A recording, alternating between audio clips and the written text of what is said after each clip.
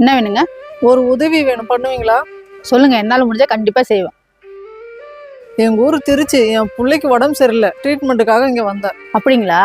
இந்த ஊருக்கு வந்த நாள்ல இருந்து டெய்லி உங்க கடைக்கு தான் நான் வருவேன். இந்த ஊர்ல உங்களை தவிர வேற யாரும் எனக்கு தெரியாது. பிள்ளைக்கு என்ன பிரச்சனை? எல்லாமே இதுல இருக்குது.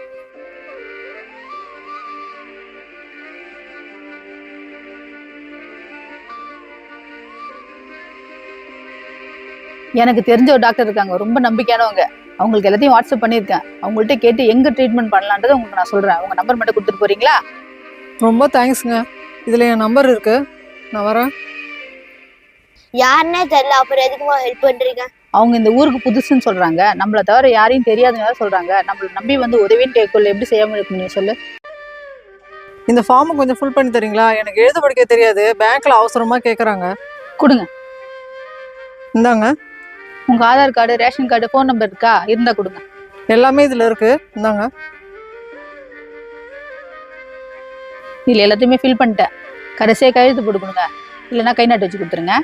ரொம்ப நன்றிங்க. சில பேர் மதிக்கவே மாட்டாங்க, நீங்களா இருக்கத்தோட எழுதி கொடுத்துட்டீங்க. அதெல்லாம் ஒண்ணுமே இல்லைங்க, இதெல்லாம் ஒரு சின்ன ஹெல்ப் தானே. இந்த மாதிரி ஆஃபீஸ்லாம் இருக்குல்ல, உங்க பிள்ளைங்களை யாராவது கூட்டு வர வேண்டியதானே. என் பிள்ளை டாக்டருக்கு படிக்கிறான், அவன் என் கூட வரத்துக்குலாம் டைம் இருக்காது. உங்க புள்ள டாக்டரா? என் பிள்ளைய கஷ்டப்பட்டாவது நிறைய படிக்க வைக்கணும்னு நினைச்சேன். ஆனா எங்க வீட்டுல என்னை பெத்தவங்க பொண்ணு தானேன்னு படிக்க வைக்கல. அதான் இது வரைக்கும் கஷ்டப்பட்டு இருக்கிறேன். நீங்க படிக்காமலே உங்க பிள்ளைய எவ்வளவு தூரம் படிக்க வச்சிருக்கீங்க. உண்மையிலே நீங்க தான் திறமைசாலி. ரொம்ப நன்றிங்க, நான் வரேன். பாவமா அவங்க. பாவம் தான்ப்பா, ஒரு அப்ளிகேஷன் ஃபில் பண்றதுக்கு இன்னொருத்தவங்க உதவி தேவைப்படுது. அவங்க பெத்தவங்க மட்டும் உங்களை படிக்க வச்சிருந்தா இவ்வளவு கஷ்டப்பட தேவையில்ல. எந்த மெடிக்கல் காலேஜ்ல சீட் கிடைச்சது? என்கிட்ட சொல்லவே இல்லை.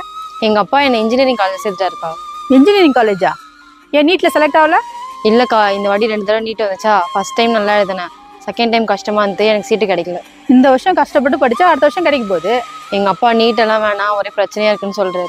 நீட்டுன்னு ஒண்ணு இல்லைன்னா நம்மள வேற ஆளுங்களாம் டாக்டர் சீட்டுக்கு ஆசைப்பட முடியுமா? நீயே சொல்லு. நாங்கெல்லாம் படிக்கிற காலத்துல நீட்டுன்னு ஒண்ணு இல்லை. ஆனா இன்னைக்கு ஏழைப்பாழைங்களாம் படிக்கிறாங்களே, எப்படி? நீட்டுன்னு ஒண்ணு இருக்கிறதுனால தானே. கஷ்டப்பட்டு தான் படிச்சேன், ஆனா சீட்டு கிடைக்கலையே. இப்ப நீ ஐஏஎஸ் படிக்கிற, ஃபர்ஸ்ட் அட்டம்ப்ட்லேயே கிளியர் பண்ணிடுவியா? கவர்மெண்ட் போஸ்டிங் ட்ரை பண்ற, ஃபர்ஸ்ட் அட்டம்ப்ட்லேயே கிளியர் பண்ணிடுவியா? எக்ஸாம் கஷ்டமா இருந்தால் தான் தகுதி இருக்கிறவங்க டாக்டர் ஆக முடியும், இல்லைன்னா காசு கொடுத்து தான் சீட்டு வாங்குவாங்க. அப்புறம் பேஷண்ட் நிலைமை அதோ இதுதான். நான் மறுபடியும் அப்பா கிட்ட பேசி பாக்குறேன். நான் வரேன்க்கா. என்ன வேணும் ஆன்ட்டி? ஸ்நாக்ஸ் வேணும், நான் எடுத்துக்கிறேன். வர வர ஸ்நாக்ஸோட வெயிட்லாம் குறையுது. விலைவாசிலாம் ஏறுது இல்லை, அவங்களும் என்ன பண்ணுவாங்க? அதனால தான் ரேட்டு ஏற்றாம வெயிட்டை மட்டும் குறைச்சிட்டாராம். அநியாயம் பண்றாங்க. இது 25 ரூபாயா? அவங்க என்ன பண்ணுவாங்க? ரேட்டும் ஏறக்கூடாது, டேஸ்ட்டும் மாறக்கூடாதுன்னா வெயிட்டை தான் குறைக்கணும். அவங்க சம்பாதிக்கிறதுக்கு எதையோ சொல்றாங்க. நாங்க காசு, நான் வரேன். ஏமா இப்படிலாம் பேசுறாங்க? பெரிய பெரிய கம்பெனிக்காரங்களாம் ரேட்டை ஏற்றிட்டு தான் இருக்காங்க, யாரும் எதுவுமே கேட்க மாட்டாங்க. ஏன்னா ஓனர் யாருன்னே தெரியாது இல்லை. ஆனா சின்னதா தொழில் பண்றவங்க 5 ரூபாய் ஏற்றினாலும் இந்த மாதிரி 1008 கேள்வி கேட்கறாங்க. இதுல தான் நியாயம் தான் எனக்கு புரிய மாட்டேங்குது. இது எவ்வளவு ஆச்சுன்னு பாருங்கக்கா. 120 ரூபா ஆச்சுங்க. நான் கேட்கணும்னு நினைச்சேன், உங்க கூட ஒரு பொண்ணு வருவாள்ல, அவளை பார்த்து ரொம்ப நாள் ஆகுது. அந்த பொண்ணு வேலையை விட்டு நின்னுட்டாக்கா. நின்றுடுச்சா? ரொம்ப நாளா ஒரே இடத்துல வேலை செஞ்சுச்சு, நல்ல பொண்ணாச்சு. கல்யாணம் ஏதாவது அரேஞ்ச் பண்றாங்களா? நாங்களும் நல்ல பொண்ணு தான் நினைச்சோம். அந்த பொண்ணு ஹாஸ்பிட்டல்ல இருந்து 50 லட்சம் ரூபாய் திருட்டாக்கா. 50 லட்சமா? என்ன சொல்றீங்க? நம்பவே முடியல. அந்த பொண்ணு பில்லு போடாம வாங்கின காசே கணக்கு காட்டாம எடுத்து வச்சுக்கிட்டாக்கா. கிட்டத்தட்ட 3 வருஷமா நடந்திருக்கு. அப்புறம் போலீஸ் கிட்ட சொல்ல வேண்டியதானே?